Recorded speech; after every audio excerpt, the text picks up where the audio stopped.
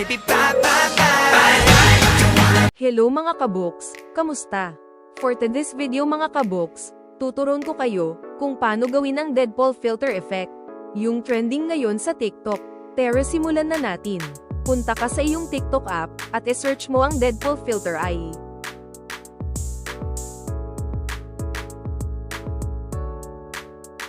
Pindutin ang nasa unahan na filter, at ito ang lalabas.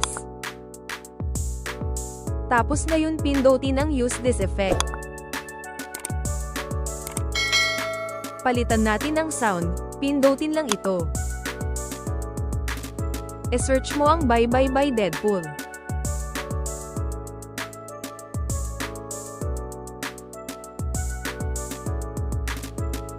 At piliin ang nasa unahan.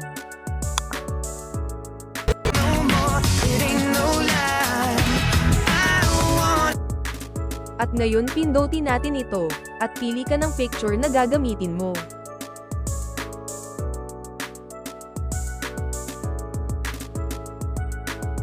Pag nakapili ka na, antayin mo lang matapos mag-loading. Ngayon pwede mo nang pindutin ang red button, huwag mong bitawan hanggang matapos ang transition ng picture mo.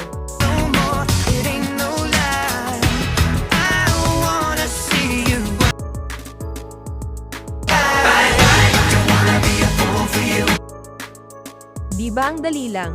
Sana nakatulong itong video na ito, at kung meron kang natutunan sa video na ito ay, please mag-like ka sa video na ito, mag-subscribe ka na rin at i-click ang notification bell para ma-update ka sa tuwing may panibago akong upload na video. Damo nga salamat!